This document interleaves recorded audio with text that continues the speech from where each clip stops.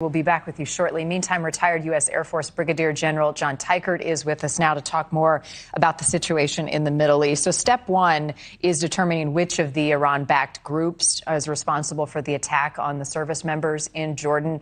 Is that a difficult task? Marni, I think we've got very good intel to suggest where that attack came from and specifically which of those groups. But it goes back to the idea that there are a variety of groups that are supported by Iran in Iraq and in Syria. And until we get to the root cause of who supplies and allows them to achieve their aims, then we're never going to actually stop these attacks against American positions in the Middle East. So there's no question, at least there doesn't appear to be, that the U.S. will strike back. But John Kirby mentioned a possible tiered approach. How do you interpret that?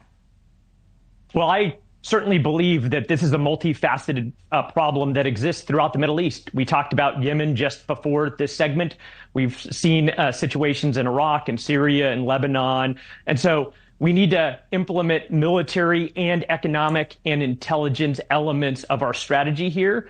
But my concern is that as the president walked out of the White House yesterday, he made that comment that he doesn't want a wider war. And that may indicate just another American pinprick in response to these efforts by Iranian-backed groups that won't ultimately deter them. Right. So a weak response will do little to deter further attacks. It's a fine line in doing so and not triggering a wider war. So let's talk as specifically as we can about possible targets in the region. What do you see as some of those? Marni, we need to strike targets of relevance and significance, not just to those proxies, but to Iran itself, because Iran doesn't care how much we attack those proxies.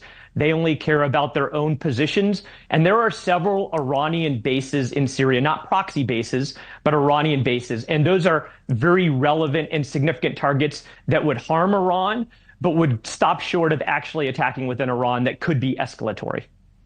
Weighing the consequences of that, how does that factor into the calculation that Iran will respond, already says it has, to any attack?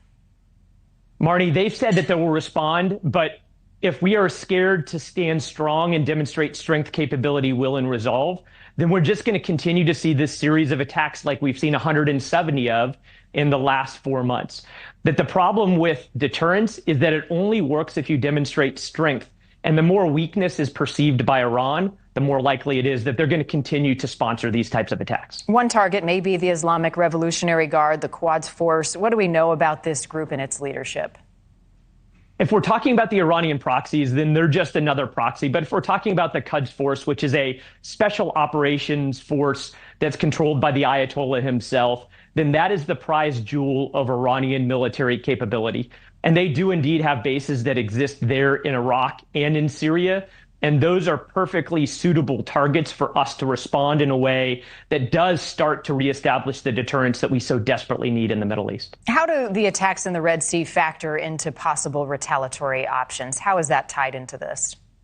Marni, one of the targets that I haven't heard suggested by the Biden administration is one of those Iranian ships that has been providing intelligence to the Houthis about what nautical targets to strike within the Red Sea. That is a perfectly valid target for us to hit. That doesn't just retaliate against our deaths in Jordan, but certainly sends a strong message to Iran and the Houthis that the malign activity that's taking place in the Red Sea will not be tolerated by the United States. Remind us what other retaliatory strikes we've seen from the U.S. in the region, what those have looked like until now. Thus far, we've just seen these pinprick attacks primarily in Iraq and Syria against some of those Iranian proxy groups. There was one leadership target that was taken out in Baghdad by one of those proxy groups, or of one of those proxy groups. And then there's this segment of fairly strong response by the United States and our allies in the last 2 weeks against the Houthis. And if we would have started our response activities with the type of responses we've seen in Yemen 4 months ago, then we could have actually retained deterrence. And now we're playing a catch-up game to try to reestablish deterrence. And that's extremely difficult when Iran doesn't believe that we have the capability and the will to stop them. Brigadier General John Teichert, as always, the situation is very concerning in the Middle East, more so than it has been in decades. Thanks for your perspective on